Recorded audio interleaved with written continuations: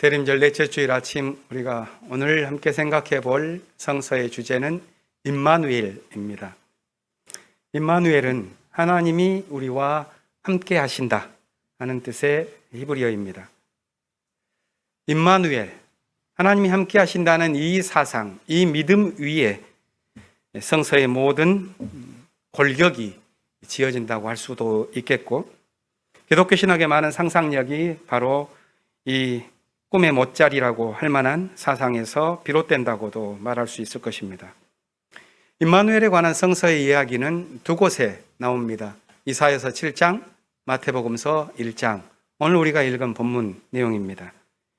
이 두 성서의 배경이 되는 역사의 현실은 고통과 위기의 시대였습니다. 오늘 함께 읽은 시편 80편에서 시인이 노래했던 것처럼 어둠 속에서 탄식하는 사람들이 임마누엘의 꿈을 꿉니다. 시편의 기자는 자기의 시대를 이렇게 말하고 있습니다. 5절 6절에서 주님께서 그들에게 눈물의 빵을 먹이시고 눈물을 물리도록 마시게 하셨습니다. 우리를 우리의 이웃에게 시비거리가 되게 하시니 원수들이 우리를 비웃습니다. 오늘 우리의 현실은 어떠한가요? 사회적인 참사와 가난한 이들의 죽음이 확대되는 비통한 현실을 경험합니다. 현 정부 들어서 민주주의의 가치가 급속히 파괴되고 사회적인 퇴행을 거듭하면서 인간의 삶을 끌어내리려는 혼돈의 정치가 확산되는 듯합니다. 삶의 불안은 커지고 투쟁의 목소리는 높아지는 가운데 우리는 그 외침 속에서 시인의 목소리가 담겨 있다는 것을 감지하게 됩니다. 하나님, 우리를 회복시켜 주십시오. 이 기도가 이 몸부림에 짙게 배어 있습니다. 삶이 위태로울 때 사람들의 선택은 다양합니다. 직접적인 이해관계에 더욱 이기적으로 몰두하는 사람이 있는가 하면 저버릴 수 없는 양심의 도전을 느끼면서 믿음을 잃지 않기 위해 지켜가는 사람도 있습니다. 이런 위기의 시대에 그리운 것은 임마누엘의 믿음입니다. 삶이 비록 고통과 위기의 자리를 할지라도 바로 거기에서 임마누엘의 기도가 터져나오고 임마누엘의 신앙이 솟아나올 것을 기대하는 것입니다. 기독교 신앙은 고통을 견디는 것 자체를 목표로 삼지 않습니다. 삶이 비록 고통 가운데 있다 할지라도 그 속에서 자비로운 구원을 꿈꿉니다. 그것이 성서가 말하는 성탄의 신비일 것입니다. 하나님의 사랑이 고통 깊은 삶에 임한다는 임마누엘의 믿음입니다. 우리의 고통을 아시는 하나님만이 우리를 임마누엘의 신앙으로 이끌어 주실 수가 있습니다. 성서의 하나님은 고통받는 피조물들의 부르짖음에 응답하시고 우리는 그 고통의 자리로 친히 내려오는 신의 사랑에서 우리의 믿음을 얻게 됩니다. 하지만 때로는 잘못된 가르침에 의해서 임마누엘의 믿음이 왜곡되기도 하죠. 특히 예수의 탄생 설화에 얽힌 동정녀 탄생이나 성령의 잉태에 관한 성서의 이야기를 생물학적인 사실관계로 이해할 때 그렇습니다. 성서는 오늘의 과학이 다루는 사실관계보다는 역사와 인생이 추구해야 할 진실의 문제를 증언합니다. 다시 말해서 성서가 말하는 임마누엘의 진실은 역사적인 사실에 모두 담기지는 않습니다. 저는 이런 문제가 왜 우리의 이해 가운데에서 생겨난지를 생각해보다 우리 인간의 정신활동이 가지고 있는 충충적인 기능 때문이라고도 생각해 보게 되었습니다. 곰곰이 우리 안을 들여다보면 우리가 하는 정신의 활동들은 크게 보면 한 세 가지 기능을 갖고 있는 것 같습니다. 첫 번째는 우리가 살고 있는 이 세계를 보고 듣고 서로 말하면서 경험하는 것입니다. 경험의 활동이죠. 두 번째는 그 경험의 활동에서 얻은 것들을 유추하고 반성하는 그런 생각의 작용입니다. 그러나 거기에 멈추지 않고 그 생각 너머로까지 나가는 각성과 깨달음.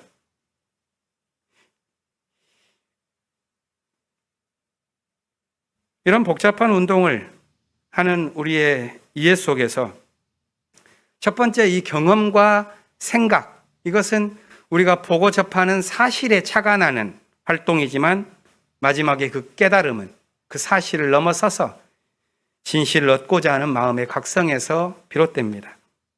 임마누엘의 진실을 깨닫기 위해서는 바로 이 차이를 생각해야 할 것입니다.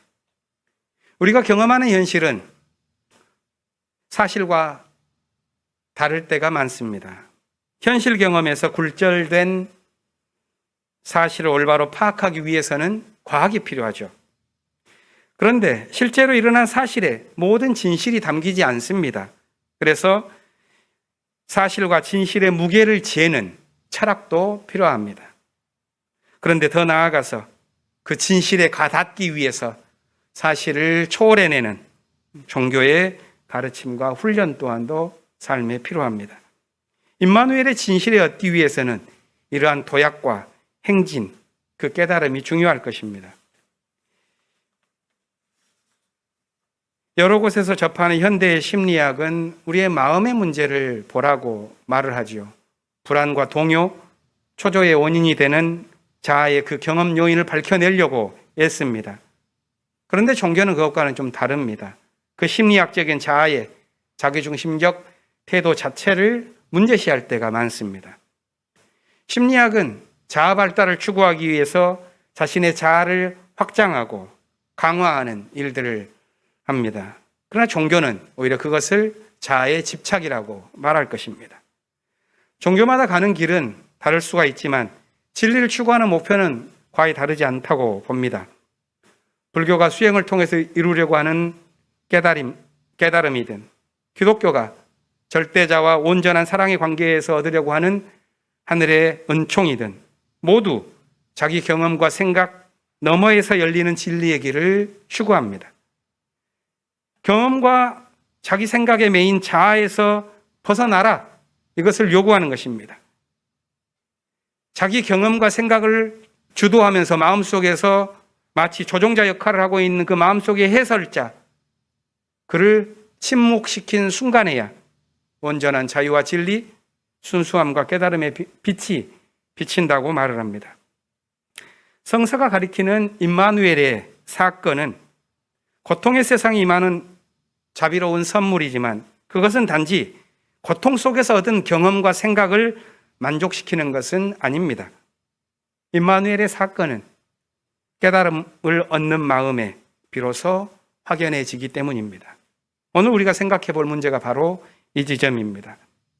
오늘 성서의 본문은 임마누엘 예언에 관한 두 개의 이야기입니다. 이사야서는 유대 12대 왕 아하스에게 주어진 임마누엘의 예언이고 마태복음은 마리아의 남편 요셉이 깨달은 임마누엘 사건입니다.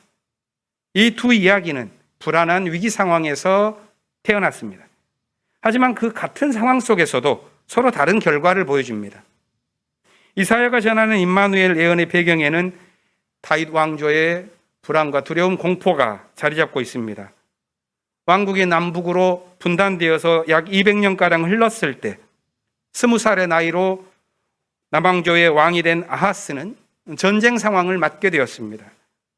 북왕국이 옆나라와 연합군을 맺고 동맹군으로 침공한 것입니다.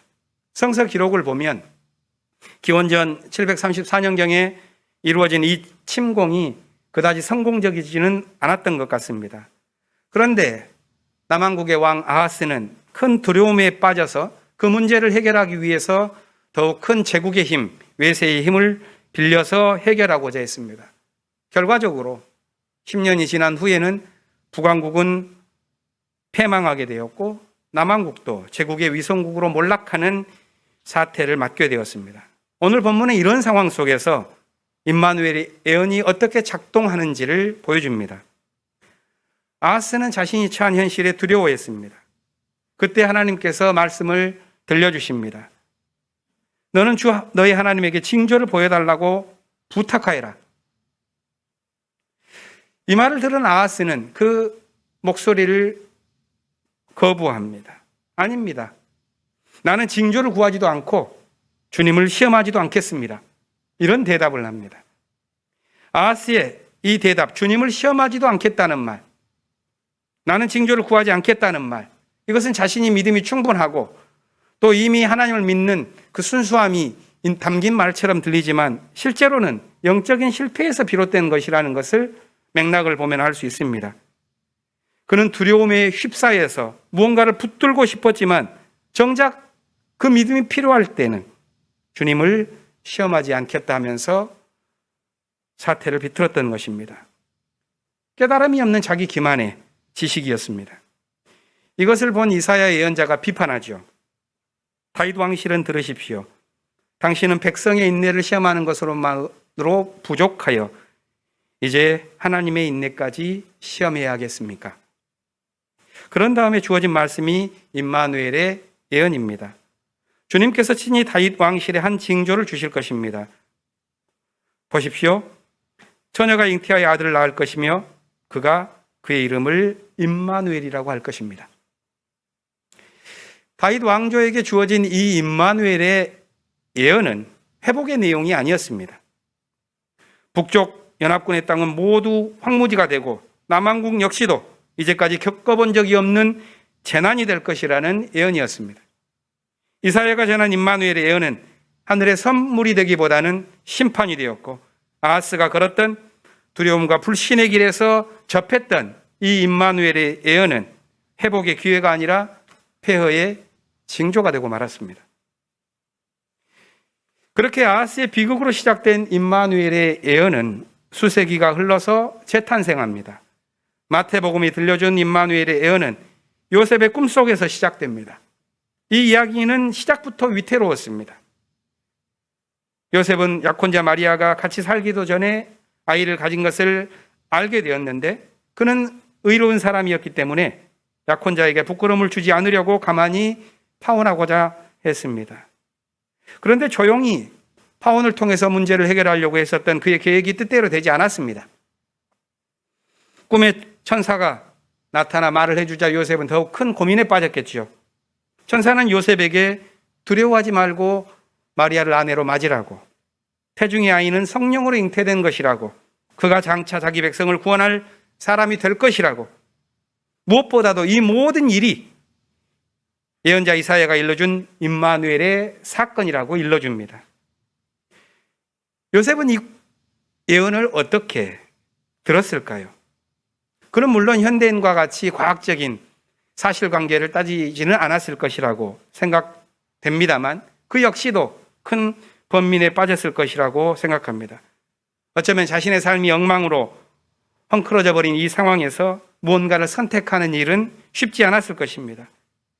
애초에 선택하려고 했던 조용한 파혼 역시도 당시의 관습에 비춰보면 너그러운 태도이겠지만 사실 그것은 자기만 문제에서 벗어나고자 하는 자기중심적인 해결책이라고도 할 수 있습니다. 천사의 말을 듣고 난 요셉의 마음에 대해서 성서는 말해주지 않지만 그가 해결해 나아가는 과정을 우리가 지켜보면 그는 자신이 그 사태에서 발을 뺀다고 문제가 해소될 수 있는 것은 아니라고 직감했던 것 같습니다. 그는 자기 세계 속으로 자신이 자신의 생각에 담을 수 없는 거대한 사건이 밀려오고 있다는 것을 깨달은 것입니다. 그래서 자신의 생각을 접고 천사가 말한 대로 마리아를 아내로 맞고 아들이 태어나자 그 이름을 예수라고 짓습니다. 그를 통해서 임마누엘의 예언이 이루어집니다. 아하스와는 달리 요셉은 예언의 목소리를 분별하고 깨달았습니다. 그는 자신을 진정으로 지키는 일은 자기 에고의 명령을 따르는 것이 아니라 하늘의 부르심에 응답하는 것이라는 것을 깨달았습니다.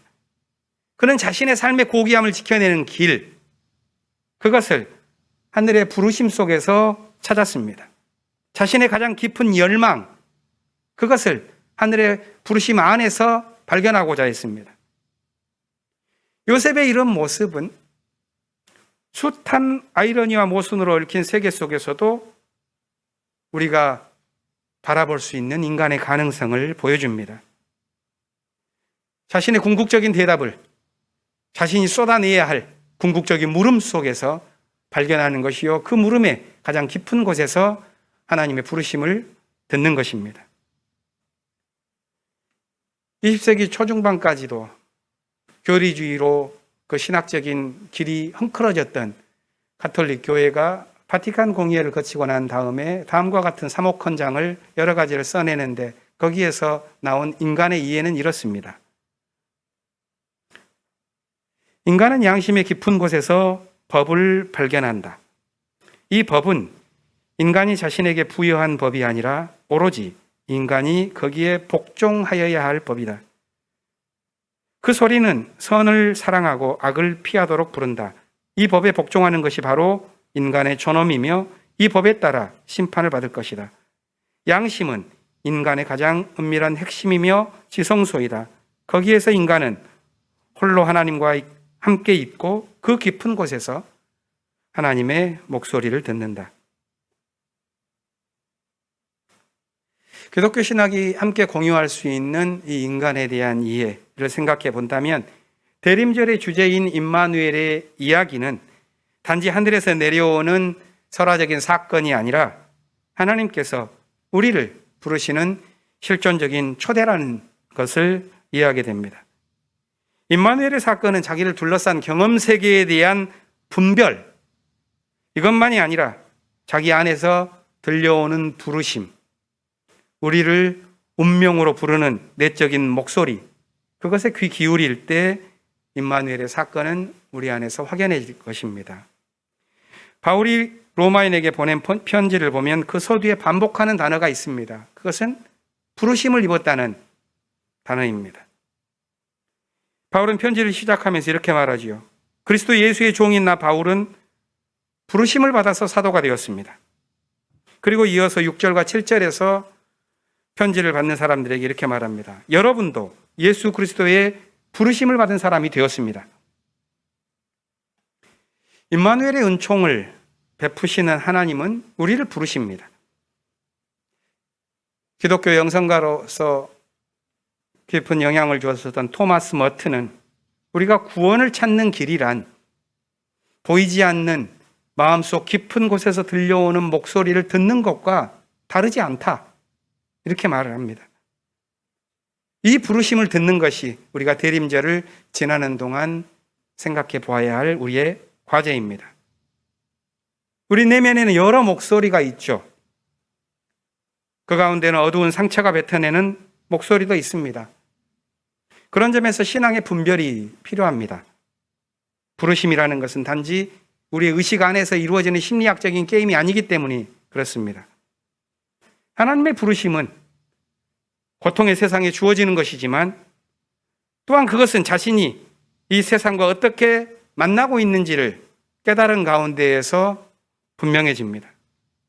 참된 부르심을 식별하기 위해서는 외부적인 경험도 필요하지만 내부적인 경청이 함께 필요합니다. 세상의 고통에 대한 우리의 마음의 응답, 그것이 이루어지는 곳에서 하나님은 우리를 부르실 것입니다. 바울의 편지 3절과 4절에는 초대교회가 경험한 임마누엘의 그리스도에 관한 고백이 나옵니다. 그 내용은 이것입니다. 육신으로는 다윗의 후손이지만 성령으로는 죽은 이들 가운데서 부활하여 하나님의 아들이 되신 분이다 하는 고백입니다. 이것은 두 개의 차원을 동시에 생각하는 사람들의 경험입니다. 두 개의 세상을 함께 살아갔었던 사람들의 고백입니다. 한편으로는 질곡의 세상에서 맺어내는 세상의 인연, 이것에 대한 경험이 있고, 다른 한편에는 그럼에도 불구하고 하나님의 부르심을 따라 살기 위해 몸부림쳤던 그 살아있는 믿음, 이것이 어우러진 삶을 살았던 사람들이 깨달은 곳에서 임마누엘의 비밀이 드러납니다.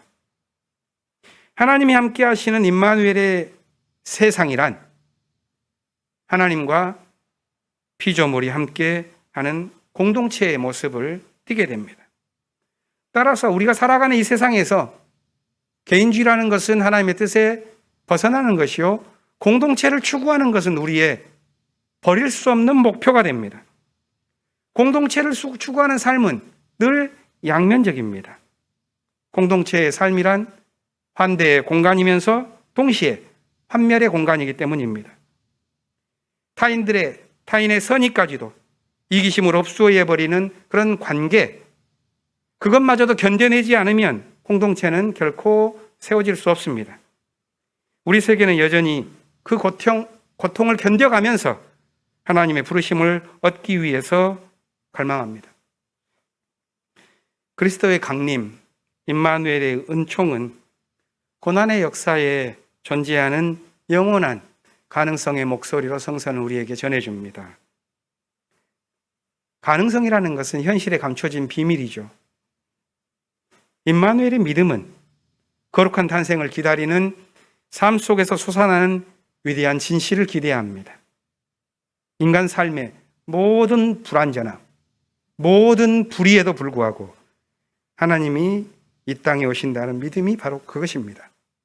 이 믿음을 가질 때 이 세상의 모든 절망 속에서도 용기와 확신과 고요한 그 길을 걸어갈 수 있을 것입니다.